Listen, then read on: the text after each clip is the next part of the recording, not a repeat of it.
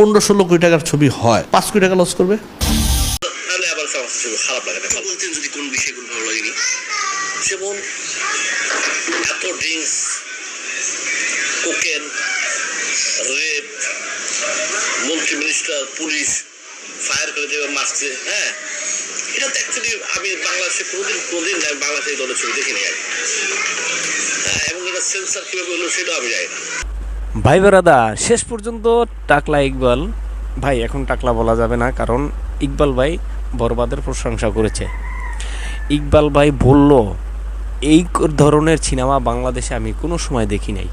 ভাই যেভাবেই বলেছে এই ধরনের সিনেমা আমি বাংলাদেশে কোনো সময় দেখি নাই। আবার বরবাদের মেকিং, বরবাদের কালার কালেকশন, ভাই সব কিছু নিয়ে প্রশংসা করেছে। মেগাস্টার শাকিব খানের বেলায় সে বলেছে, না, তারে নিয়ে আমি কিছু বলতে চাই না, আবার সে ছাড়েও নি।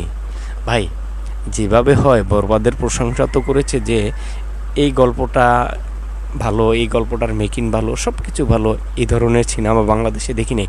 ভাই আপনি তো প্রথম বলেছি, আপনার কাছে একটু প্রশ্ন, আপনারা তো প্রথম বলেছিলেন যে এটা কোনো সিনেমার কপি। ভাই এখন তো বললেন, শেষ পর্যন্ত তো বললেন যে এই ধরনের সিনেমা আমি বাংলাদেশে দেখিনি, এই ধরনের সিনেমা আমি কোনো সময় বাংলাদেশে দেখিনি বললেন তো। আর এবার তো দেখে তারপর আপনি কপি বলার সাহস পেলেন না। ভাই চলেন, ইকবাল ভাই কি কথাগুলি বললো আমরা দুটো ভিডিও দেখব। 3-4টা ছবি দেখা হচ্ছে। বরবাদ দেখা হয়েছে? বরবাদ দেখা হয়েছে। সঙ্গে সাথে হলে বসে কেমন হয়েছে? এই দিল মাল দে, ঠিক আছে, মানে মতের বোতল দিতেছে। এই যে টিকটক এইসব, এটা কি জাতি শিখলো? এটা জাতির জন্য কি ভালো হইলো? সিনেমা দেখে কি জাতি শিখে? অবশ্যই শিখে। একটা খারাপ মানুষের বিচার কিন্তু সবসময় খারাপ ভাবেই হয়, ঠিক আছে, আর ভালো মানুষের জয় কিন্তু সবসময় ভালোভাবেই হয়। আমরা রাজ্য একসাথে দেখে আলমের সাথে আপনার শিখছি না। না, সিনেমা শেষে কিন্তু সত্যের জয় দেখানো হয়েছে। হ্যাঁ, তাই যে সত্য রইলে এটাই তো খুঁজে পেলাম না। ছবি তো চলে গল্পের চলে, ছবি তো চলে ডিরেক্টরের মজুরের উপরে। হ্যাঁ, তো আমার কাছে কিছু কিছু ব্যাপারগুলা যেটা আমাকে ভালো লাগে নাই, আর নাহলে আবার খারাপ লাগে না। বলতেন যদি কোন বিষয়গুলো ভালো লাগেনি, যেমন এত ড্রিঙ্কস, কোকেন, রেপ, মন্ত্রী মিনিস্টার, পুলিশ ফায়ার করে দেবে, মারছে। হ্যাঁ, এটা তো অ্যাকচুয়ালি আমি বাংলাদেশে কোনোদিন বাংলাদেশে এই দলের ছবি দেখিনি। হ্যাঁ, এবং এটা সেন্সার কীভাবে হলো সেটাও আমি জানি না।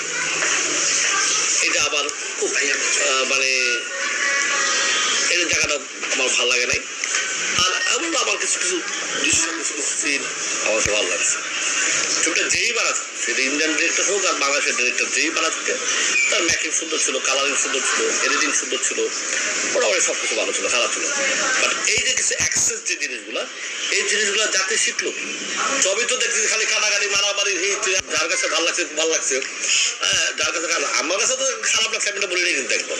কিন্তু কিছু কিছু জায়গাটা যেটা আমার কাছে মনে হয় এটা না দিলে অন্যভাবে ভালো করতো। সাকিব ইদিকে কেমন করেছে? একটা সবসময় বরাবরই ভালো, এটা তো অসব মানে সন্দেহ না, তাই না? ইতিকা কিন্তু বাংলা সিনেমা সে আসার আগে তার সাথে আমার কলকাতায় একটা ফাস্ট ফুডে বসে মিটিং হয়েছিল, একটা ছবিতে দেওয়ার কথা ছিল। হয়নি কেন? এটা হয়নি কেন? অ্যাকচুয়ালি ওই তখন আমি যে হিরোটা খুঁজতেছিলাম, ওই হিরোর মধ্যে ইতিকা আমার তখন লাগে নাই। এখন লাগে? হ্যাঁ, এখন লাগে। এখন না, ওইভাবে আমি একটু চিন্তা করি নাই, বাট তখন আমি ওইভাবে লাগে নাই, আমি নেই নাই। এমটিসিতে সেন্সার বোর্ডে তুমি যেটা বললা, সেন্সার বোর্ডে তো আমি ইউটিউব সহকারে 30 জন বলছি। তাহলে ডিক্লেয়ার দিচ্ছিল আগের দিন, আমি তো হাজার হাজার মনে সেন্সার বোর্ড উঠাই লয়ে দেবো। পরে হুইটা দিই 1, 2, 3 এমন করে 12 জন, আর ইউটিউব ছিল বাকি সব মিলে 30 জনের মতো ছিল। আমি ঘুরছি, তো এই 30 জনে কাজে একা পূর্বে মানুষ, সিনিয়র মানুষ, এই হায়াত ভাই তো একা পাইছে, করছে, ঠিক আছে। তো এটা তো অ্যাকচুয়ালি আমার ছেলেপেলেরা যদি কারোর সাথে এটা আমার দায়িত্ব। তো তোমরা সিনিয়রদের রেসপেক্ট করো, বড়দেরকে সম্মান করো, তাহলে আমাদের দায়িত্ব, ঠিক আছে। এখন সেই দায়িত্বটা যদি সে পালন না করে, সেটা আবার করার এক সপ্তাহ চালিয়ে কি 27 কোটি টাকা কি দেশের সিনেমা হল বা সিনেপ্লেক্স থেকে আয় করা সম্ভব? আমার একটা প্রশ্ন আপনাদের কাছে, আমি যদি 28 টাকা সিনেপ্লেক্স থেকে পাই, আর সিনেমা হল থেকে যদি আমি 48 টাকা পাই, তাহলে 1 কোটি টাকা হইতে আবার কয় কোটি টাকা সেল করতে হবে? তাহলে কি 27 কোটি পুরোটা স্টোনবাজি? ওই যে কালকে একজনে এফডিসিতে বলা বলি করতেছিল যে একটা বেদের মেয়ে দোষটা হইতে হলে বাংলাদেশে এখন যত হল আছে বা যত সিনেপ্লেক্সে 3.5 বছর হাউসফুল থাকতে হবে। 3.5 বছর, এটা সাংবাদিক ছিল, ওই যে বাবুও ছিল সাংবাদিক। 3.5 বছর হাউসফুল থাকলে একটা বেদের মেয়ে দোষ না হইতে পারে। আমাদের বাংলাদেশে তো সিনেমা চলেই 10-12 দিন পড়েছি, তো 3.5 বছর বহু দূরের ব্যাপার, ঠিক আছে। তাহলে এইটাতে কালকে দেখলাম পরিচালকরা সবাই আলোচনা করতো, তারা হিসাব করে কেমন অঙ্ক করে যেন বার করছে তারা, আমি শুনছি বই এটা, ঠিক আছে। আমাদের জায়গাটা ফিল্ম ইন্ডাস্ট্রি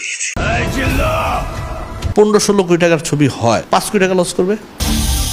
10-12টা হল যেটা সবসময় ভালো যায়, সবসময় দর্শক টানে, পজিশন অপজিশন হলগুলো আছে, ওটা দেখছো টাকা পাওয়া যায়, তো এটা কয় টাকা দিবে? 1 কোটি টাকা শেয়ার কি মুখের কথা? হলতে 50 টাকা, 30 টাকা, 40 টাকা মিলে 1 কোটি টাকা পাইতে হলে কয় মাস হাউসফুল থাকতে হবে? এটা সাধারণ অঙ্ক করলেই তো বোঝা যায়। আর ওই যে ছোটখাটো যেসব হল, এগুলো কেউ 50,000 টাকা দিচ্ছে, কেউ 1 লাখ টাকা দিচ্ছে, হ্যাঁ, এগুলো তো মনে করো যে না, এগুলো প্রথম দিনে 1-1.5 কোটি টাকা পাইছে হয়তো। অন্তরাত্মা 2 দিন পরে নেমে গেছে স্টার সিনেপ্লেক্স থেকে। আমি বলছিলাম give and take, wait and see, today tomorrow. নামছে তার ছবি, নামছে, যেটা নামবেই, ঠিক আছে। আমি তো ভাবছিলাম আরও পরে নামবে, কিন্তু এত আগে নামবে এটা ভাবতে পারিনি, নেমে যাবে, ঠিক আছে। তো নামাটাও ঠিক হয় না, আমি নামাটাকে আমি সাপোর্ট করি না। অন্তরাত্মার ছবিটা যে নেমে গেছে 2 দিনের সাথে আমি কখনো সাপোর্ট করি না, কারণ তারা যদি ইংলিশ ছবি চালাইতে পারে, তারা যদি ইংলিশ চালায়, কারণ ইংলিশ কেন চলবে? তারা স্টার সিনেপ্লেক্স কেন ইংলিশ চলবে? চলবে তো বাংলা সিনেমা, তো সেই জন্য তারা অন্তরাত্মা নামায় দেবে। এবং আরেকটা যে সবচেয়ে বড় কথা আমি যেটা বলি, যে গল্পই মেন, সবসময় বলে আসি যে সিনেমার কোনো আর্টিস্ট কিন্তু কেউ দর্শক চিনে না, চিনেন গল্প, গল্প, ডায়লগ, স্টাইল, এটা মানুষ ফলো করে, যেটা বরবাদে ছিল, ঠিক আছে। এবং সবচেয়ে মজার ঘটনা, যদি 15-16 কোটি টাকার ছবি হয়, 5 কোটি টাকা লস করবে, কারণ খেয়ে ফেলবে তো চুরি করে, ঠিক আছে, একদম ডাইরেক্ট খেয়ে ফেলবে চুরি করে, হ্যাঁ, বহুত রেকর্ড আছে, ঠিক আছে, একদম পুরাই ছবি খেয়ে ফেলবে। কারণ আমরা তো যে কিছু তো হলের ভিতরে, যেমন 113টা হলে রিলিজ হয়েছে, 113টা হলে রিলিজের ভিতরে সিনেপ্লেক্স মনে হয়, সিনেপ্লেক্স সহকারে আমি সিনেপ্লেক্স বাদ দেওয়া বলতেছি না, আমি সিনেপ্লেক্স বাদ দেওয়া বলতেছি। 113টার ভিতরে তো হল, এই হলের ভিতরে 10-12টা হল যেটা সবসময় ভালো যায়, সবসময় দর্শক টানে, পজিশন অপজিশন হলগুলো আছে, ওটা দেখছো টাকা পাওয়া যায়, তো ওটা কয় টাকা দিবে? বাবু, একটা সত্য কথা বলি, অনেকে বিশ্বাস করতে চায় না। 1 কোটি টাকা শেয়ার কি মুখের কথা? হলতে 50 টাকা, 30 টাকা, 40 টাকা মিলে 1 কোটি টাকা পাইতে হলে কয় মাস হাউসফুল থাকতে হবে? এটা সাধারণ অঙ্ক করলেই তো বোঝা যায়। বন্ধুগণ, শেষ পর্যন্ত ইকবাল ভাই বরবাদের প্রশংসা করতে বাধ্য হলো।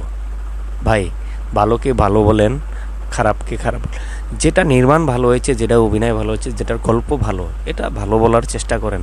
সে একটি কথা বলেছে, সে একটি কথা নিয়ে খুশি যে অন্তরাত্মা সিনেপ্লেক্স থেকে নেমে গেছে। আরে ভাই, সিনেপ্লেক্স থেকে নামবো না কি করবো, যেখানে একই স্টারের আর একটা হাই লেভেলের সিনেমা রয়েছে, আপনি দেখতেছেন যে আজকে 12-15 দিন পার হয়ে যেতেছে, এরপরও টিকিট পাচ্ছে না, অনলাইনে টিকিট পাচ্ছে না। টিকিট কাটতে গেলে দেখা যাচ্ছে অগ্রিম 2-3 দিনের টিকিট সোল্ড আউট। সেখানে অন্তরাত্মা একটি বাস্তব জীবনের গল্প ওই সিনেমাটা মানুষ এখন দেখবে। এত বড় হাই লেভেলের একটা সিনেমা থাকতে, একই স্টারের মেগাস্টার শাকিব খানের বরবাদ থাকা অবস্থায় অন্তরাত্মা সিনেমাটা রিলিজ দেওয়া একবারই ঠিক হয় না। এ কথাটাই কেন বলেননি? এ কথাটি বলতেন যে তাহলে বুঝতাম যে আসলে আপনার মনটা পরিষ্কার আছে। আপনি তো এই কথাটা বলেননি, এ কথাটা কেন বলেননি? এ কথাটা তো আপনার বলা উচিত ছিল। বললেন যে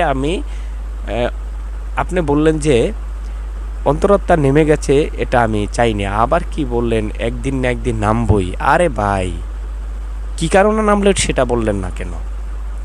আপনি খুশি হয়ে গেছেন অন্তরাত্মা নামানোতে? আরে ভাই, খুশি হওয়ার কিছু নেই। আপনি উচিত কথা বলেন যে আসলে এটার সাথে এটা রিলিজ করা ঠিক হয়নি। বন্ধুগণ, ইকবাল ভাই শাকিব খান, বরবাদ এবং অন্তরাত্মা এগুলো নিয়ে যে কথাগুলি বললো, এ নিয়ে আপনাদের মূল্যবান মতামত অবশ্যই কমেন্ট বক্সে জানিয়ে যাবেন। কারণ কমেন্ট বক্স স্বাধীনতার জায়গা। আপনার মনে যা হয়, ভিডিও দেখে আপনার যা মনে হয় অবশ্যই কমেন্ট বক্সে জানাবেন। ভালো হলে ভালো বলবেন, খারাপ হলে খারাপ বলবেন। আরেকটি কথা, ভিডিও অনেকেই দেখেন, কিন্তু আমার ভিডিওটা কতটা দেখে আপনারা এনজয় করেন, কতটা ভালো লাগে, আমার ভুল ত্রুটি যদি থাকে সেগুলো অবশ্যই লিখবেন। ভাই, এটা ভুল হয়েছে, অবশ্যই আমি চেষ্টা করব এটা সমাধান করার। আপনারা কমেন্টস করেন না কেন ভাই? অনুরোধ করি, আমার ভুল ত্রুটি হলে সেটা জানাবেন, ভালো হলে সেটাও জানাবেন। সবাই ভালো থাকবেন, সুস্থ থাকবেন। সবার জন্য সুস্থতা কামনা করি। আল্লাহ হাফেজ।